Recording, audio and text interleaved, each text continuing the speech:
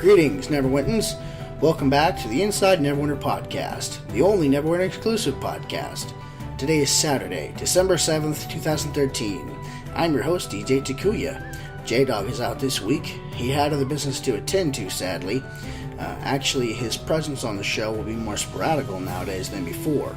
Let's talk about that for a minute. The show has been on hiatus for about a month. While we worked on other things, with nothing more to really do but grind instances in Sharendar, I took a bit of a break, as did J-Dog. I was off playing Hearthstone, Grand Theft Auto 5, Battlefield 3, and some other games. I wanted to do a show, but there was nothing really for me to cover, so I kept putting it off week after week. After about a month of that, and knowing Shadowmantle was on the way, I started playing on the preview shard to get a peek at the Hunter Ranger class. I loved it. The HR is lots of fun to jump around with and pull off really cool combos, but just playing on the preview server didn't really qualify as a podcast show. To me, that's more of a let's play first impressions type show.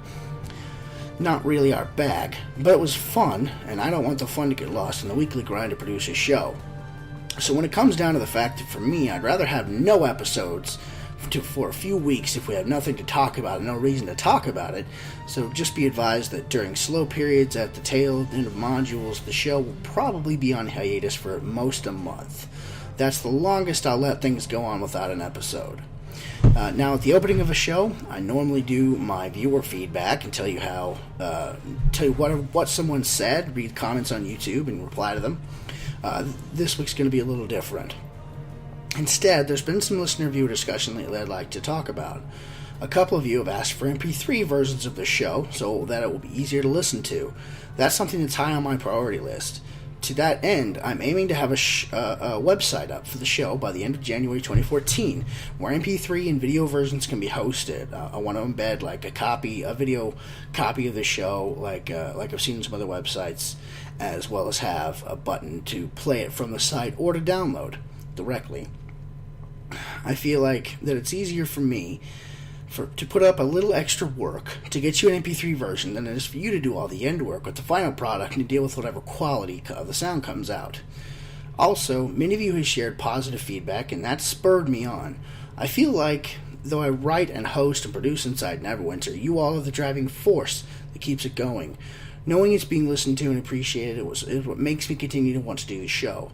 I've noticed that I do well away from the show and my normal day job when I'm doing the show during my off time. So just know that while I have a part-time job, a family, a book I'm in the middle of writing, another one I've got brewing in my head, and a plethora of games that I want to play I still actively want to make the Inside Neverwinter podcast, and I hope you still listen as I do that. So to sum up, J-Dog won't be on the show as much, but sometimes we might go a few weeks without an episode, but never more than a month. I appreciate your listening and your feedback, and I'm working to reward them both. Now, I've talked about everything else long enough. Let's get into what you came here for. Shadowmantle content.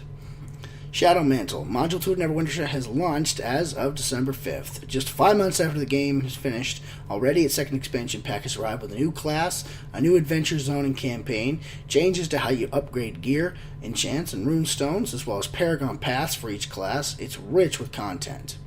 Now, the beginning of the Dread Ring campaign I got into just a little bit. I've done about a day and a half worth of dailies, and done the Dread Ring layer. The really cool thing about this, I say cool, it's a little bit double-bladed. There's parts of it I like and parts of it I don't like. This campaign is structured betterly. Cryptic said as much, that they learned from Sharendar and they didn't like how everyone thought it was linear. I didn't think of it that way in so many words, but I didn't really appreciate that we're really only given one path to walk. So it seems like Cryptic paid attention like they have in the past. Again, they're making good on this whole progress thing that they do. And they're going ahead, and they've learned from it, and they're making changes. So the Dread Ring campaign is different from Sharendar, in that in Sharendar, you would start in one zone, do dailies for a couple days, and move on to the next area, the next portion of the zone. Here in Dread Ring, it's all in one place, and there's no hubs to unlock. That might sacrifice a feeling of progression you get. So you're being like, oh, you're in Dark Fey Enclave? Yeah, I already got to Malabog's, blah blah blah, such and such in the last thing, and instead takes it from oh, well, I did that stuff too. Our experience is really the same.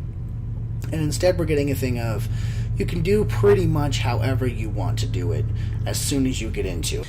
You've got this quote-unquote non-linear approach that they're taking to the Dread Ring campaign, and what it's allowed you to do is go up your tier of rewards just like before with boons, and it's actually giving you a metered stick. And when I say metered, I mean it's marked for each day. So basically you're filling in one little notch of the bar, of the whole bar, like it's a degree on a thermometer, the old type thermometers, with 1 day worth of dailies. So by doing 1 day, you're going to get one little portion filled in, and you're going to get closer and closer to the boons. The boons are all in the line. Those are still linear. The other stuff you have as a reward from the layers, which are Dread Ring, Phantasm, something. Goodness, I can't remember all the names, but there's 3 of them, and we'll talk about the layers here in a second. Excuse my voice this week. I'm suffering from what I think is bronchitis brought on by some sinus drainage. So I'm doing my best to combat it without actually needing some sort of doctor visit or hospital visit. So I'm just keeping very hydrated. So bear with me here, just a sec.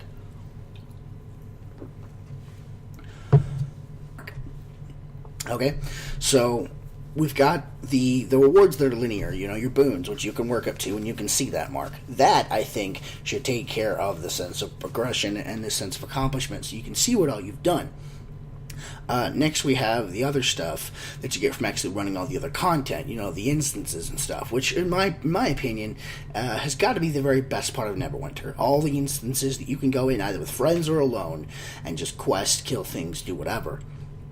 I'm talking about like Celadine's Tower, or dungeons, or Dread Spire. That's what it is, Dread Spire. I'm talking about these small instances that are kind of like a dungeon, but they can be customized to whatever party size you have, either alone or with friends. So I really, really think that's the best part of Neverwinter. I'm glad that those get the spotlight as much as they do. We've never really talked about, the fact that they're about half the design choice, it seems, is making all these instances. So let's talk about these layers. Now the layers, there are 3 different of those instances that you can run. The difference being, on certain days you can only run one of them. On certain days you have a choice of them. I think this is affected by how Cryptic has seen play patterns emerge, much like they've been focusing on weekend events. So I think the weekend might be when playership drops, and Cryptic is trying to foster more and more player time in the game on weekends, which is not necessarily a bad thing. It just seems a little ridiculous when you can't get when you get not the same reward for playing on a Wednesday. It's like they don't appreciate you as much if you only play during the week. That, of course, is speculation. If someone from Cryptic would like to rebut, I welcome it. I would love to hear someone else's viewpoints. So campaign, just starting out, I don't know a lot about it. I'm guessing most people don't. But it does look better. It looks better than Sharandar, which wasn't that bad to begin with. I mean, the little complaints we had, it seems like we're being addressed. So no big complaints there. Also, you've heard my views on the Hunter Ranger. Let's move on to class discussion. But I want to discuss it a little more. The dual type of class that we have didn't necessarily start with the Hunter Range. The Cleric is like this too, where you have 2 different modes of combat, and it basically makes each of your abilities dual task, except for your dailies, of course. Dailies can only be limited to one kind of use. Excuse me, which is clever design. I think the more kind of class, I think the further we go, we're probably going to see more dual classes. And I don't just say that because the Cleric was a little like this too, with the Cleric's Divinity and the Hunter Ranger's melee ranged mode switch. I'm talking about stuff like in the new Paragon Paths, which we'll talk about here in a minute, more in depth. But in the new Paragon Path for my Guardian Fighter class, I got some stuff from a Great Weapon Fighter. This really kind of speaks to a great amount of duality that Cryptic likes to foster in the game with the classes. Much like the Great Weapon Fighters got some Guardian Fighter stuff in their second Paragon tree. I'm willing that this is going more towards that whole thing about player choice, which I love and love to talk about. So the Hunter Ranger, the Cleric, the Guardian Fighter, all these classes are basically getting a little bit of duality, option, additional ways to play it. We didn't have this until now, not with most of the classes, because we only had one Paragon Path. I think this is going to get more diversity in play style with each person's class. You'll have a little choice. I've got a good story about that. So I'm trying to keep each section kind of divided, but they do all intermingle, so it's really hard to keep them, keep each discussion separate. Okay. I also think it's really interesting how in a dev blog, Kevin Stocker, the lead combat designer for Neverwinter, shared that the new class was developed by a team of just 5 people. Mainly 5 people. He's talking about the main effort put in, not like some other people played with it and said, oh, this and that. It's mainly 5 people who designed it. Those 5 people are the combat designer, the FX artist, the animator, the programmer, and the QA tester. Obviously, each of those are very different. You have basically a motley crew of people who are working together towards one goal, and almost, I would say most of their skills don't overlap in the design of a new class.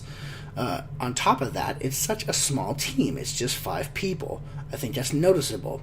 I think when we get the picture of game development, and game creation, we get this image of a table full of people, like in a boardroom, and they're all talking about one thing. And then they go take some papers to a whole bunch of other people who work at computers and say, this is what we want, make it happen. The computer people do their best. They send it off to another team of people who are working on it from a different angle and refining it and fine-tuning it and adding all this other stuff, this animation, these looks.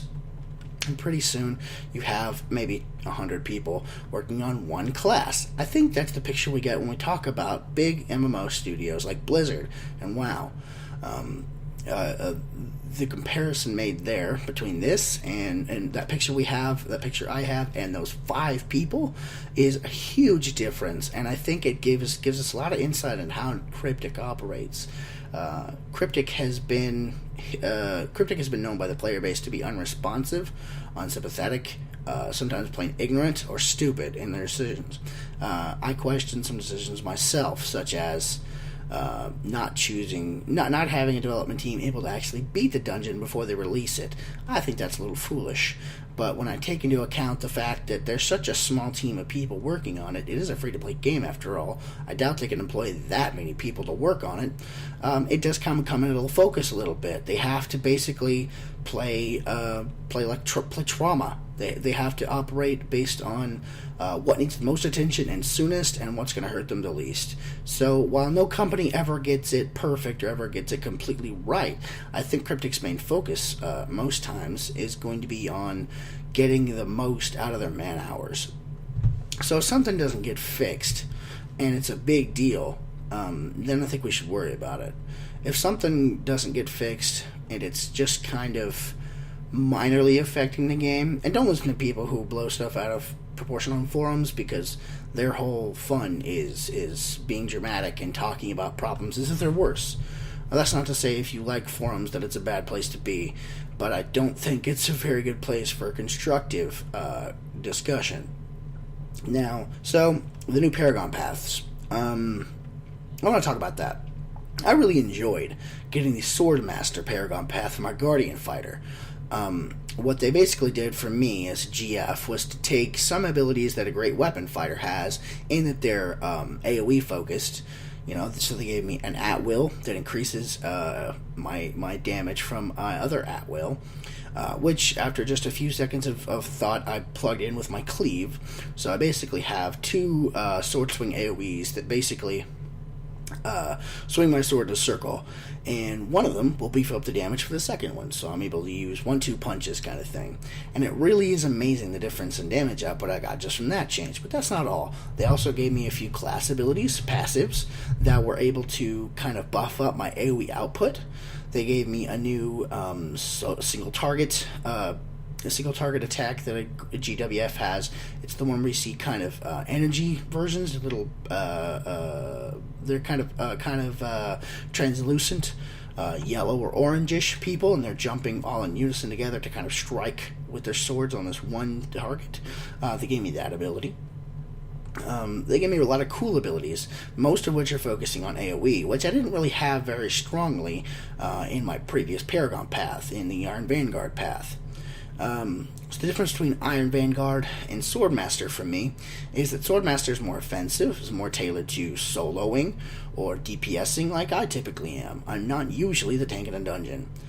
So I liked that I got options, and it felt really, really good to start dealing more damage than I was before. About twice the damage that I used to deal, in fact. And I had about half my gear geared toward damage stats for me.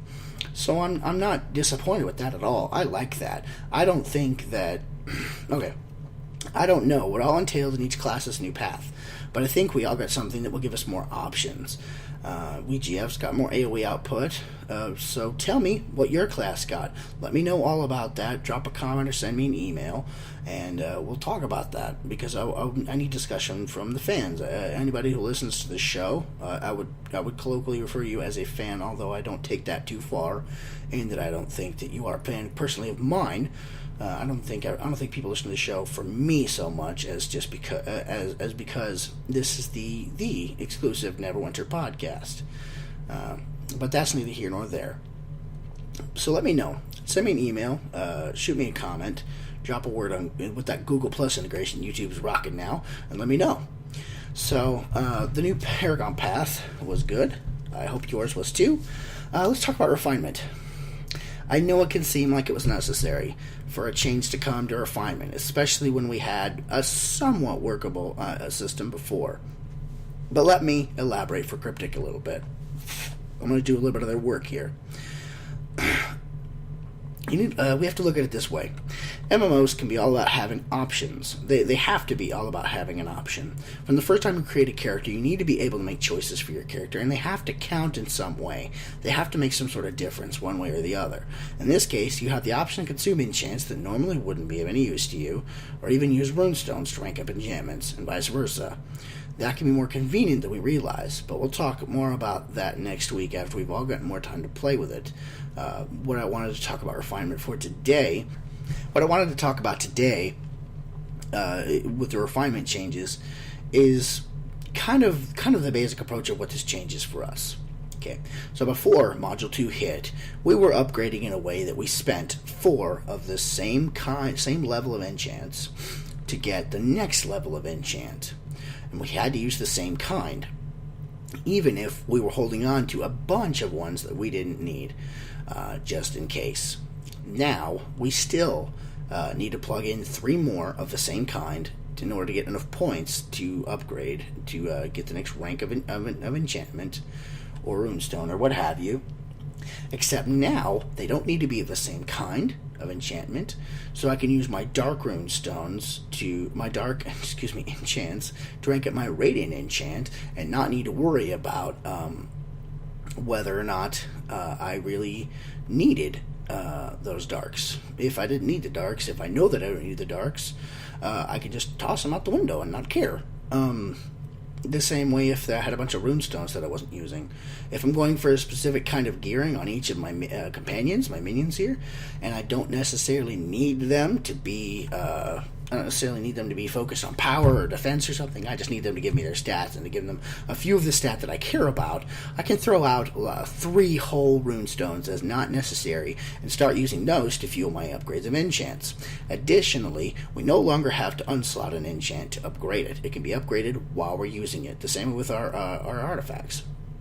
Now, the difference this makes is that we used to have to... No one did, to face it. No one ever took out their enchant to upgrade it and then put it back into their gear. Instead, you'd probably just buy a new one, or do what amounted to throwing the old one out. You'd wait till you got new gear. Now you don't have to do that.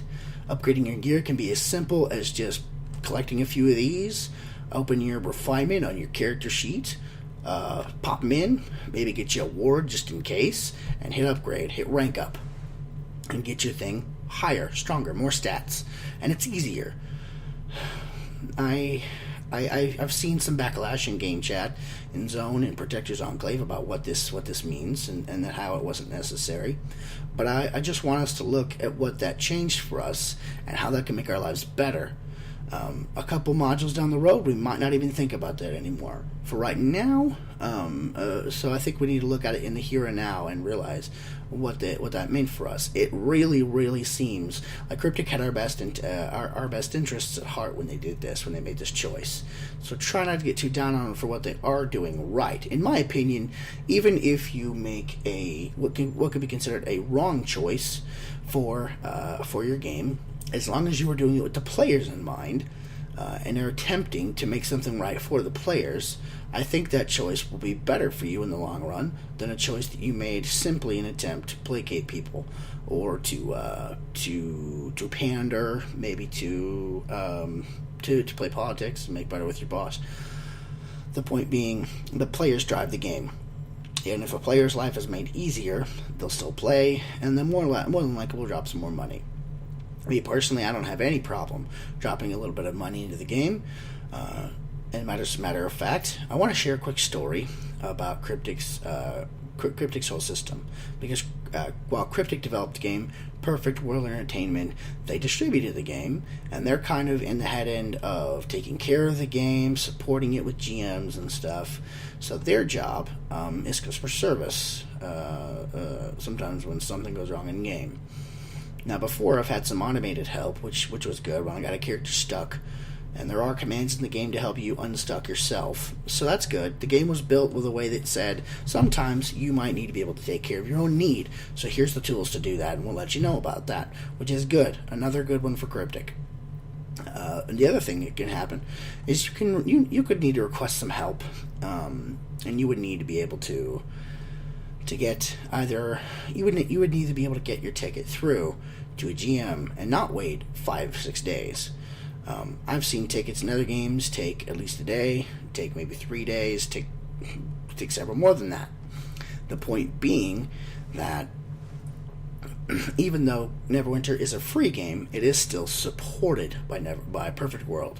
Perfect World is taking what I would say good care of the game, because I had an issue come up today while I was playing, in that I did something dumb and I needed a GM's help to help fix it. So I put in a ticket and I waited, and I saw that there was an automated reply that says when a GM gets this, you'll get an email, and that's how you'll know that it's being taken care of, or what's being updated with. Additionally, they had a website. With a particular issue I was having, I wanted to see if there was a way I could fix it myself on the website, or at least be able to help support the fix when I got it myself on the website, and more self-help stuff, which isn't always a bad thing. So I was looking for a tool to try and fix this thing, or to try and get more information tagged on, or what have you. And I found more or less what I was looking for, and was able to use it for maybe 10 minutes while I tried different things out to eventually get a good answer. I've had frustrating attempts to try and use customer service tools, or try and find out how to get the effects out of customer service tools before. That didn't happen here. This was way more useful and way better with what someone who's requesting help or looking for extra support for fixing an issue or tinkering with stuff. It's way more. It puts way more control in your hands to take care of your own needs, or to make sure that your needs are being met by someone else. And in my eyes, it's the same difference. I just want to give Perfect World some credit for what they've done to help support the game, what they've done right, basically, for Neverwinter. So I think that's about everything. That's all the state of the game type stuff. News kind of goes in with this, with what's going on. So a little bit of personal stuff at the end here. I was able to get my guild started. The guild that I've been trying to start for a little time. It can be hard to carve out the time when you've got so many demands on your time.